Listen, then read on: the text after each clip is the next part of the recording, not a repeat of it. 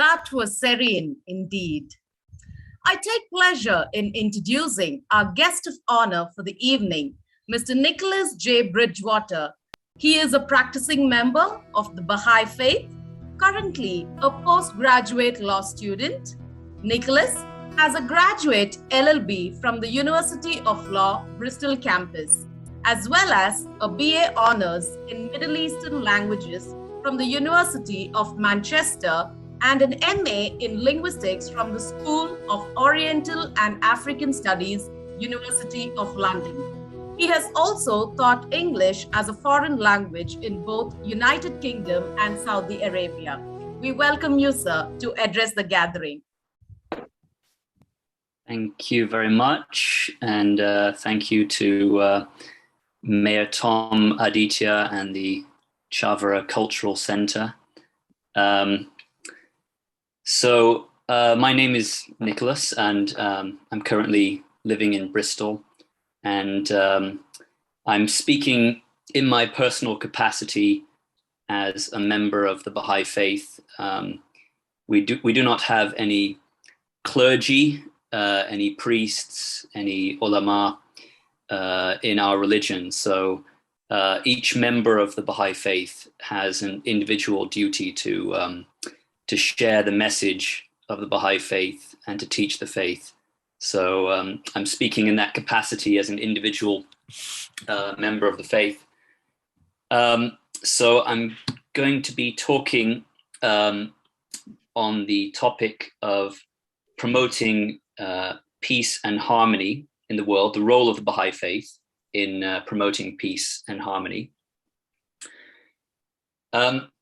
So the Bahá'í Faith, as some of you may know already, is founded on the principle of the unification of mankind, which we believe is the most essential and urgent goal for mankind to achieve in this era. It is not an unrealistic goal, we believe.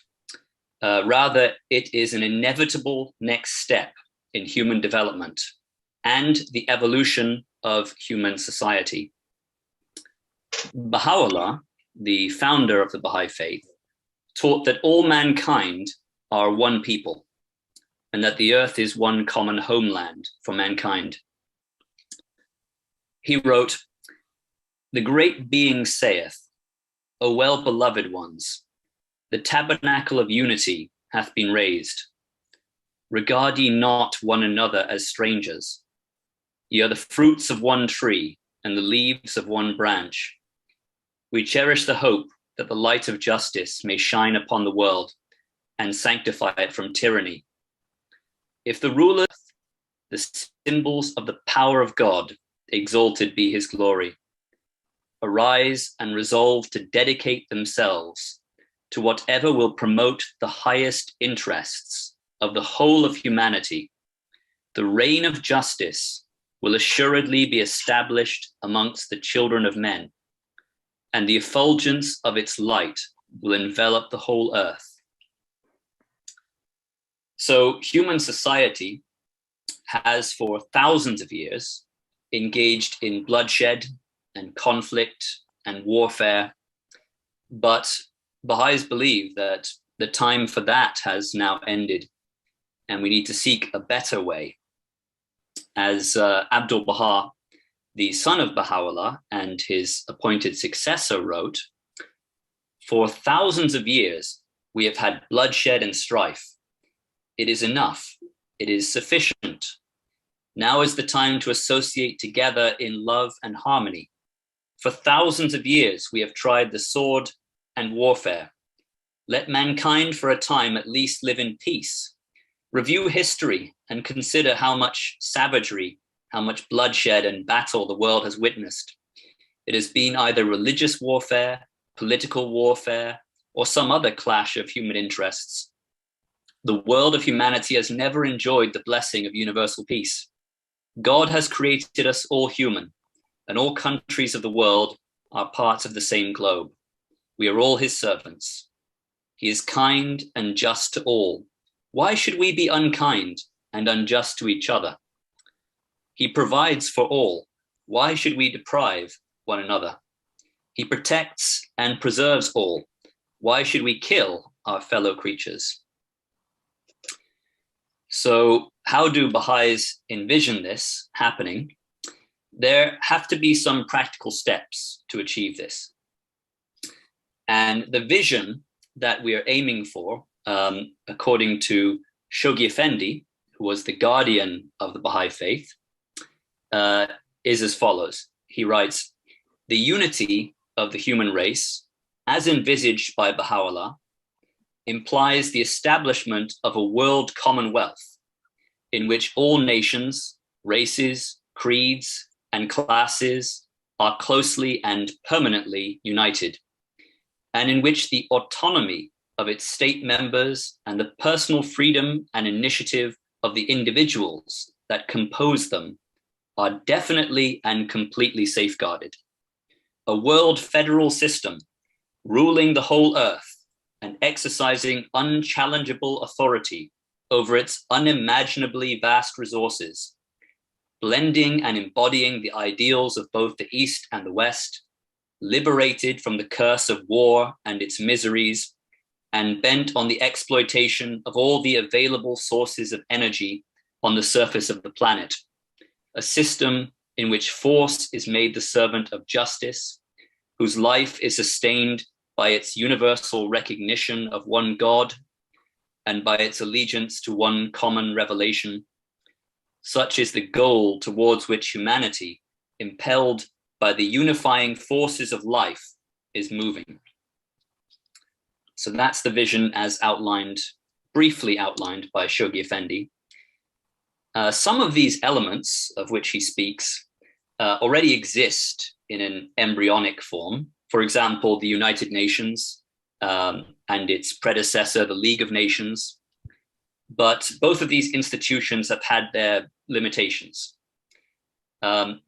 Nevertheless, at the level of the United Nations, the Baha'i international community has representation and engages in dialogue, including interfaith dialogue, to promote world unity, peace, and the Baha'i principles of religious harmony, racial amity and concord, justice and tolerance, the equality of men and women, and universal compulsory education.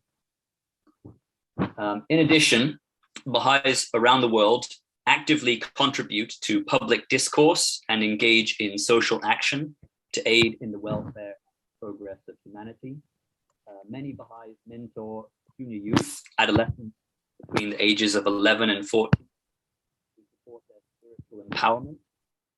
Baha'is host prayer gatherings for people of any faith background in their community, teach children's classes that aid spiritual development, and host gatherings to discuss how to translate these principles into action that responds to humanity's needs. This relates to a quotation from Baha'u'llah, where he says, "Be anxiously concerned with the needs of the age ye live in, and center your deliberations on its exigencies and requirements." So we can each, we believe, contribute to unity and peace and help develop our communities at a local level. Every individual's deeds can contribute to the betterment of themselves and those around them.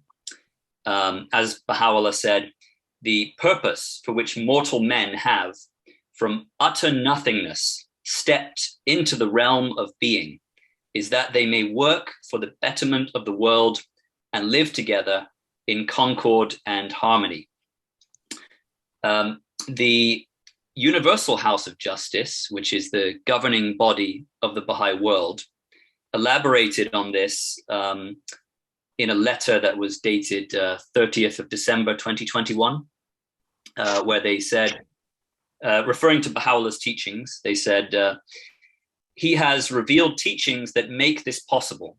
Building a society that consciously pursues this collective purpose is the work of not only this generation, but of many generations to come. And Baha'u'llah's followers welcome all who labor alongside them in this undertaking. It means learning how to raise up vibrant outward-looking communities. It means those communities learning how to bring about spiritual and material progress. It means learning how to contribute to the discourses that influence the direction of that progress. These areas of endeavor are naturally familiar ones. Seen from one perspective, they are quite distinct, each having its own characteristics and imperatives, yet they all represent ways of awakening the energies latent in the human soul and channeling them towards the betterment of society. Together, they are means of releasing what the Guardian describes as the society-building power of the faith. This inherent power, possessed by the cause of Baha'u'llah, is visible even in the fledgling efforts of a Baha'i community, learning to serve humanity and promote the word of God. And though that world society foreshadowed in his revelation is of course far distant, communities that are earnestly learning to apply his teachings to their social reality abound. How immensely blessed are those souls who, alive to the greatness of this day and the significance of their actions, strive for the emergence of a society shaped by the divine teachings.